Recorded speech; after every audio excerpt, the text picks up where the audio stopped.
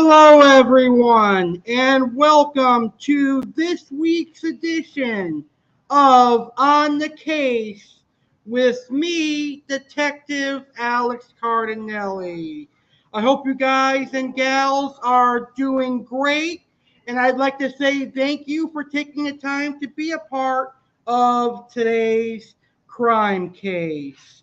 You know, they say you never know your neighbors. You may think your neighbors are the friendliest people you'll ever meet. You may think your neighbors are great friends. But sometimes your neighbors can grow to become your worst enemies and even your worst nightmares. That is what's going to happen on this week's crime case. This week's crime case focuses on a deadly North Carolina neighborly dispute between an aging, grumpy war veteran and a disabled father of two young daughters. They started out as friends, but then it escalated into rivals and it ended in complete tragedy. Sometimes it is best not to friend our neighbors, and today's crime is a good example of that. This whole case started over a beloved dog. Now, today's case comes from Investigation Discovery's hit show, Fear Thy Neighbor. And on that show, they showcased Roland's dog as a Rottweiler, which is a much nicer dog than a Pitbull. But in reality, the dog that was a part of this crime was actually a Pitbull. It's a breed of dog that is known to be very aggressive, and things like this make this crime make sense. Anyway, this week's crime case took place in May of 2009 in Caldwell County, North Carolina. 63-year-old Roland Younce shot his neighbor Tony Moore and his 8-year-old daughter after Tony killed his beloved dog. Also, Roland shot and injured, seriously injuring two police officers in that tragic night after Tony killed his beloved Pitbull.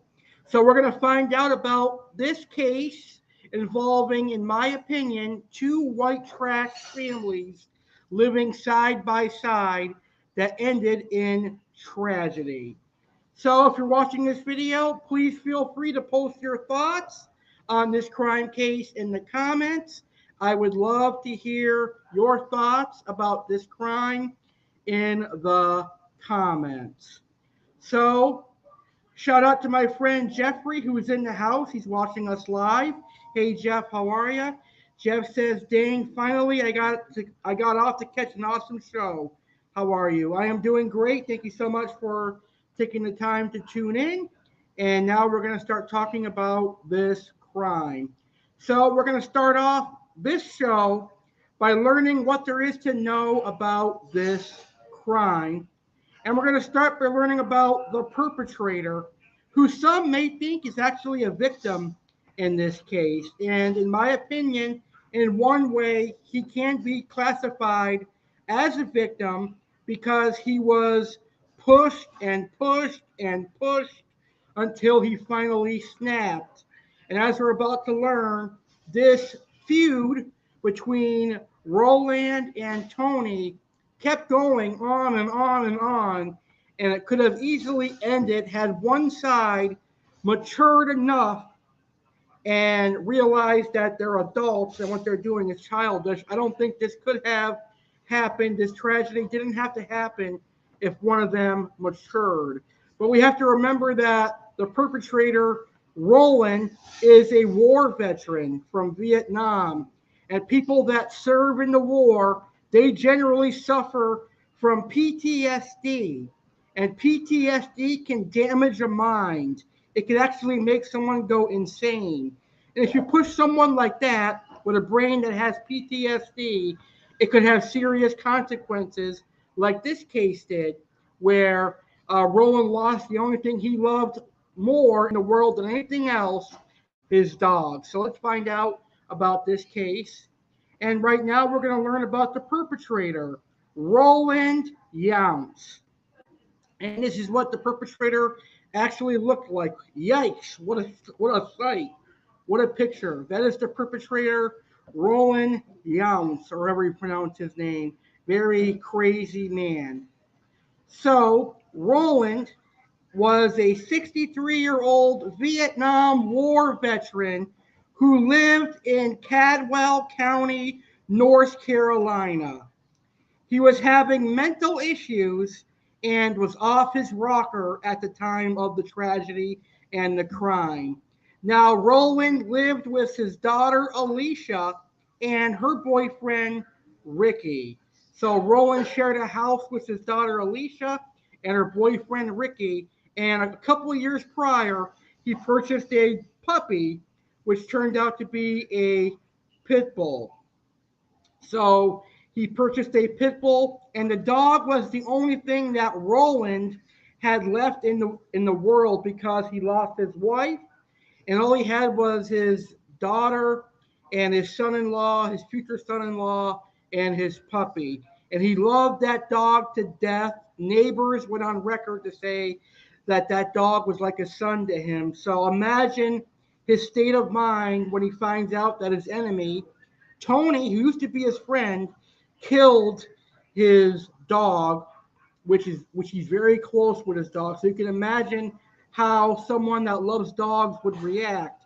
I probably would be just as angry provided someone shot my dog. So I cannot fault Roland for wanting to harm Tony, and Tony only. You should have never brought his kids in there or the police in there. You could shoot Tony, but don't shoot innocent children or police officers. But anyway, the breed of dog that Roland purchased was a pit bull and not a Rottweiler, which is featured on ID Discovery. Rottweilers are actually not nearly as aggressive as pit bulls. So I think one of the reasons ID Discovery chose a Rottweiler instead of a pit bull is because pit bull attacks happen a lot and are not rare. They're not as rare as Rottweiler, so that's why they chose a Rottweiler. Anyway, Roland allowed his pit bull to roam freely in the small rural neighborhood. This decision would prove to have deadly consequences because it took his friendship with his neighbor Tony to a level that there is no coming back from, unfortunately. Now, in 2007, Roland sold a home to Tony and Amy Moore and their two young daughters. The Moore family became friends with Roland and his daughter Alicia and her boyfriend Ricky. They often had barbecues, they hung out together, and they did neighborly things together, which is great. Sometimes neighbors do turn out to be best friends, but other times, just like this case is going to prove to us, it is best to keep to yourself because one wrong disagreement can lead to utmost hell and tragedy. So now we've learned about one of the perpetrators, which is Roland Younce.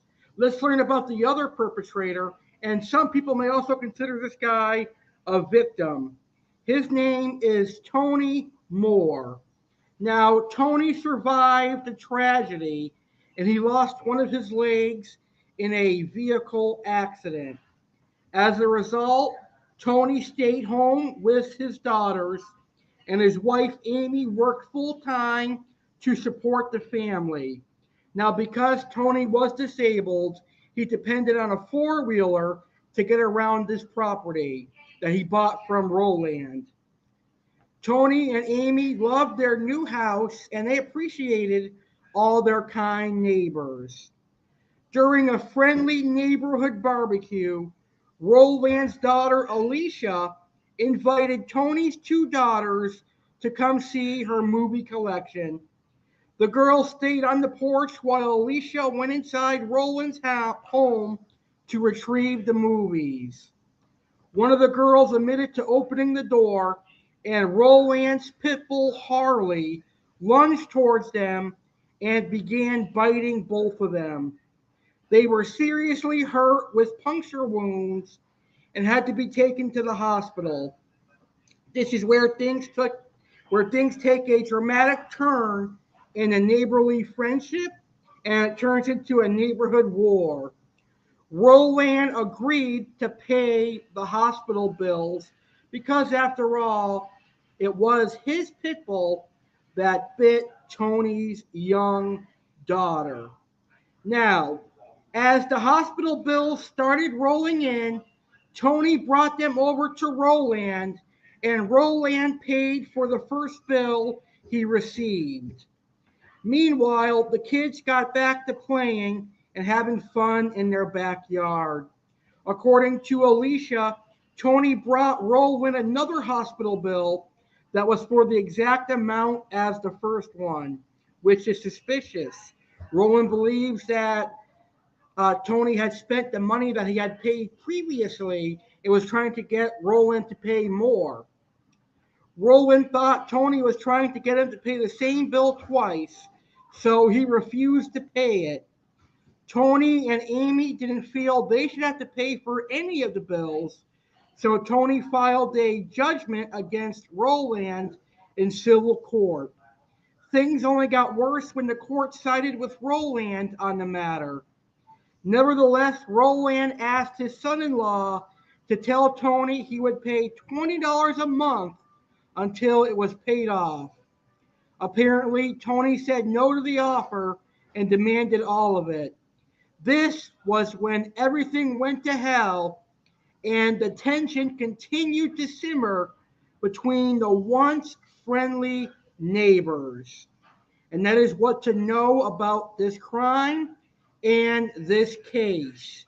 Now we're going to learn when this neighborly dispute actually turned into crimes. So let's get right into it. So, here are all the events that led to the tragic crime on a late May night in 2009.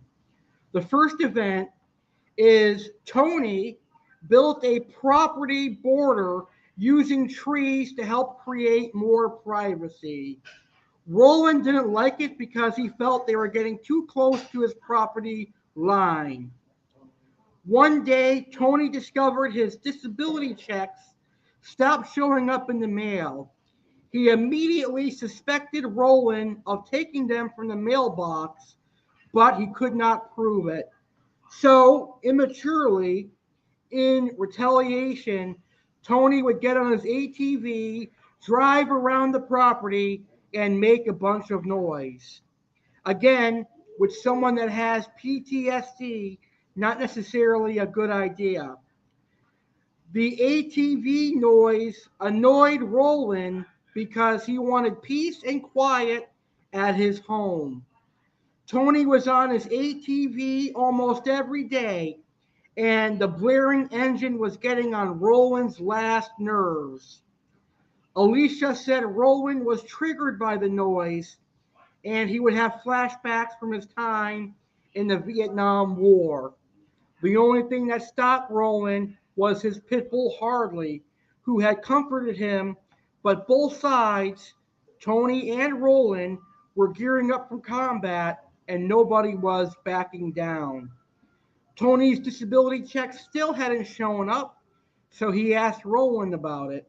Of course, Roland denied having any information about the missing checks. Then Roland started bringing his dog outside in what felt like an intimidation tactic to scare the Moore family. And not only was the Moore's mail disappearing, but some trees they planted on their property were missing too. So here we got two immature men. One's blaming one for stealing mail, and the other older gentleman is taking down trees. Very immature, in my opinion. The Moores put up a surveillance camera to see if they could catch the person who was removing the trees from their property. The video captured what looked like Roland's figure, so they took it to the police. But the video was not clear enough for the police to take action. They needed concrete evidence before they could do anything about it. Then one day, Roland went to his mailbox to get the mail, only to discover it had been glued shut. He was not able to get the key in the keyhole to open the mailbox. Roland called the police department, but they told him the same thing. If he didn't see Tony do it, then their hands were tied. So obviously, both these gentlemen tried getting the help of 911 and the police, but since they didn't have concrete proof, the police could not do anything. So in this case, in situations like this, it is best to be a mature adult and move on and don't cross your neighbors. In another act of intimidation, Roland would take his dog out when Tony's two daughters came home from school. They were scared to get off the bus knowing the dog had hurt them before in the past. Roland would allow the dog to lunge at them and then pull him back. And even I have to agree that that's immature and totally uncalled for. They literally felt terrorized by Roland and the dog. So a part of me feels that Tony felt like the dog was a danger to their family. It had already attacked their kids before, and what's the likelihood that it'll happen again? He felt it was very high, which probably is true because once a pit bull attacks and gets a taste of blood, they're likely to do it again. So in response to Roland's threats, Tony threatened to kill the dog if the intimidation continued. Following this, Roland expressed concern to Alicia and her husband that he was going to explode one day and it would end badly for the Moore family. But Alicia did nothing about it, did not seek mental help for Roland, and she did not tell the police how he was feeling. Had that have happened, maybe this would have not escalated to where it did. In another act of aggression, Tony was out on his ATV one day with his daughters, and Tony ran over a board with nails in it. It flew up and hit the back of the ATV. Tony was furious because the nails could have seriously injured one of the girls. Tony reported the incident, and once again, because Tony did not see Roland put it there was nothing the police officers could do. The kids went outside and noticed someone had thrown logs in their yard.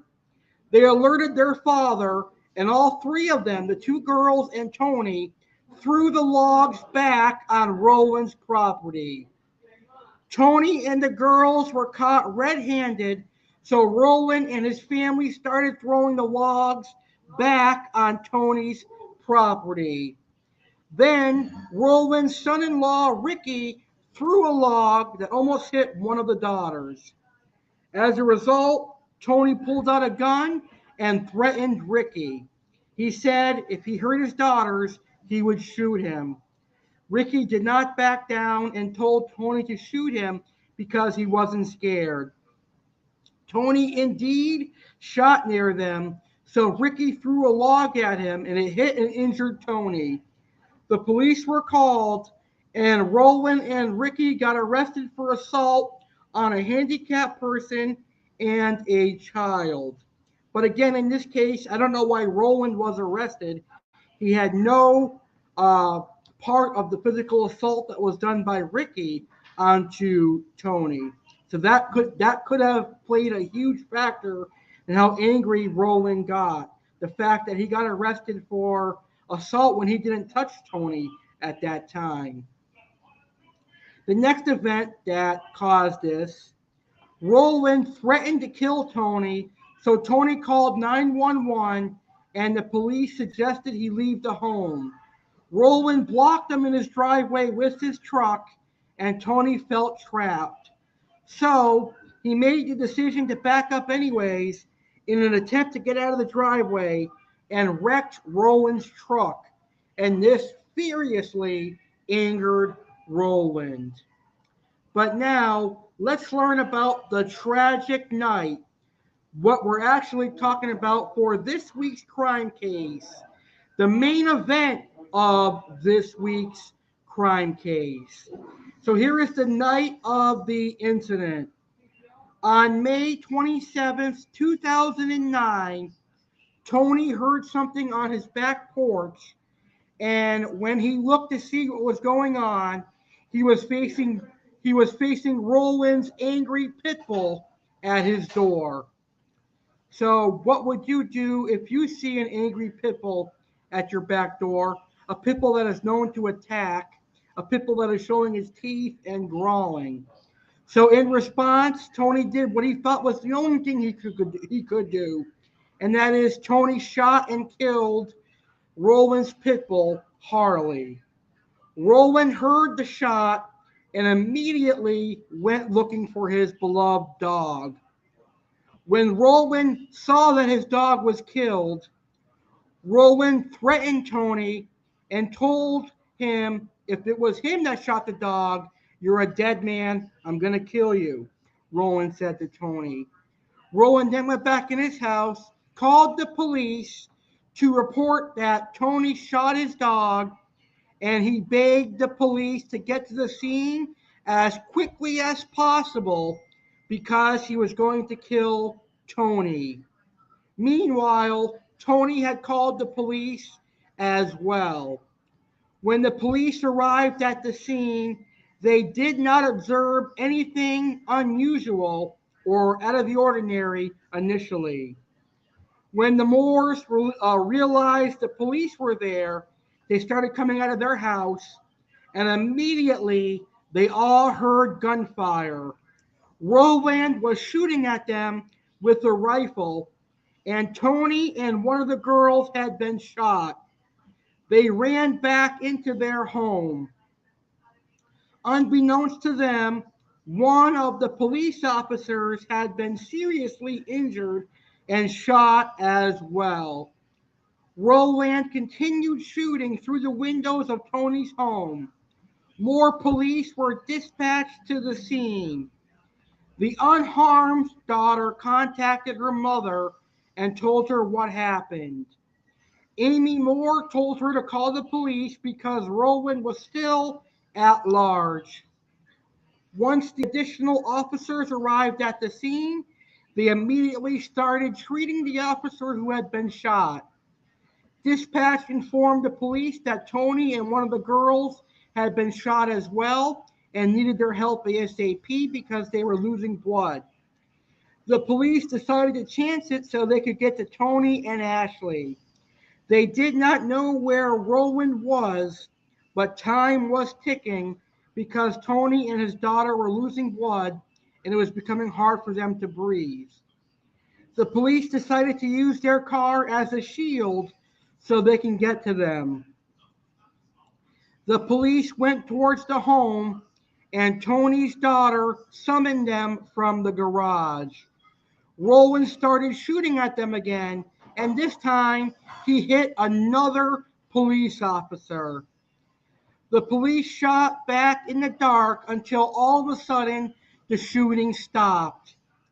The police rescued Tony and his girls and took them to the hospital. Fortunately, Tony and his girls survived, and also the two police officers that were seriously wounded survived as well. This tragedy could have been prevented had either Tony or Roland, or perhaps both of them, matured and let these stupid small things slide. Perhaps Roland had better trained his dog to be around people. This could have also been prevented as well. So Roland was shot and killed in the gunfire exchange by fellow police officers. Roland acted erratically. Roland acted without thinking. Roland acted terribly. His actions could have killed people, and he was devastated, distraught, and terribly upset and angry because his dog had been killed. But again, PTSD does damage. So if you damage somebody that has PTSD and you take away their only thing they love, this is an example of what can happen. Anyway, the next day, Roland's daughter Alicia and Ricky went to Roland's home to see if they could figure out what happened. They found the dog certificate torn up and they could see where he cried on those pieces of paper. Roland was devastated by the loss of his dog, and he figured, well, if the police aren't going to help me, I'm going to get justice in my own hands. And that is when he waited outside till police arrived, until Tony and the girls felt safe enough to go outside, and he opened fire, seriously wounding Tony and a young girl. And it's because the fact he shot at a young girl that I have no respect for Roland, even though he did serve the United States of America. But when you start shooting at innocent children and when you start shooting at police officers, you lose all my respect and you lose dignity of being a veteran. Anyway, all those injured on this serious day and this tragic day survived, but they were seriously harmed with lasting impacts. One of the police officers lost his career because of the injuries. And after about a year on the job, the other injured police officer realized he just could not do the line of work anymore as a police officer. This one night of violence impacted everybody involved. It impacted Tony, it impacted his daughters, it impacted Tony's wife, it impacted the police, it impacted Roland's daughter and Roland's son in law. It was traumatizing, it was definitely preventable, and it was definitely tragic that anyone had to lose their life simply because they could not work out their differences. Very, very, very sad and tragic case. And there you have it. That is the Roland, Younce, and Tony Moore, North Carolina neighborly dispute. Now, money is the root of all evil. And I definitely feel like Tony wanting more money for the emergency vet bill or emergency hospital visits sort of lit the fire here. And then all the taunting and everything else that was immature that went on really lit the fire. And it all exploded when Tony killed Roland's beloved Pitbull. So, my thoughts on this case are really simple. This was a preventable tragedy.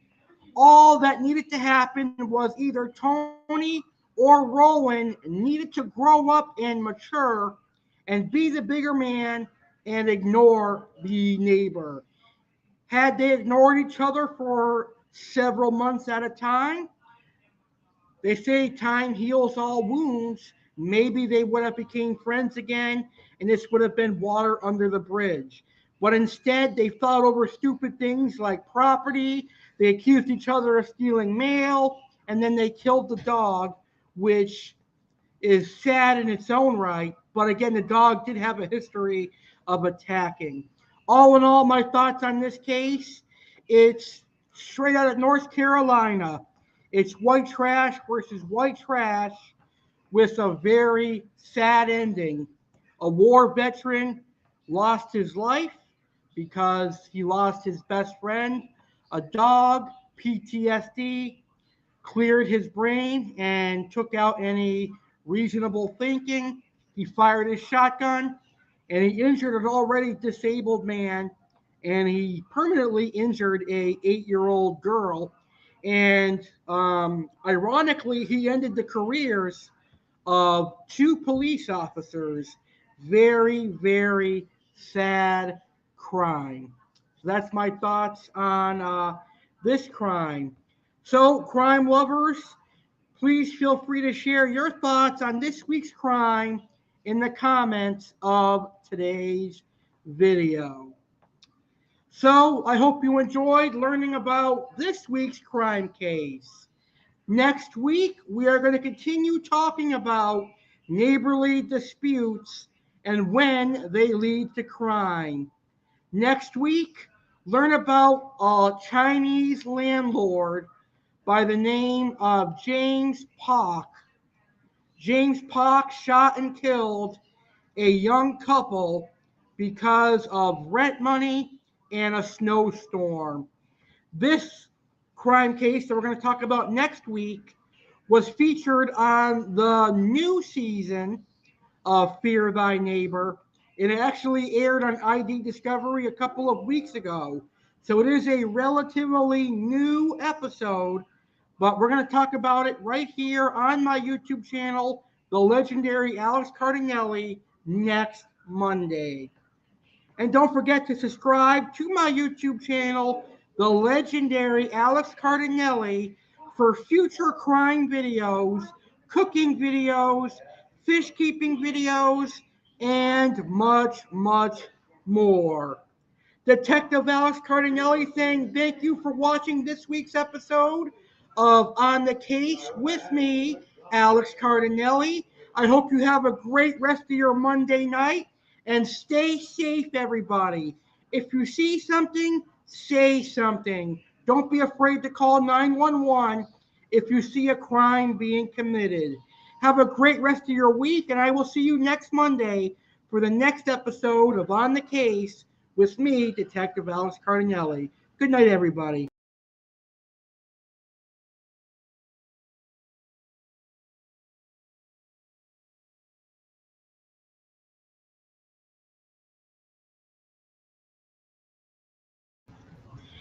Hey everyone, legendary Alex Cardinale here, and I am personally inviting you to celebrate my 29th birthday with me. My birthday is right around the corner, and for the second year in a row, I am hosting my birthday bash. On Monday, August 15th, 2022, I will be turning 29 years old, and I cannot think of a better way to celebrate than hosting a birthday bash live right here on my YouTube channel, and you, my audience, are all invited. You can participate in my birthday bash simply by watching my birthday bash live Monday, August 15th, 2022 at 10:30 p.m. Eastern, 7:30 p.m. Pacific.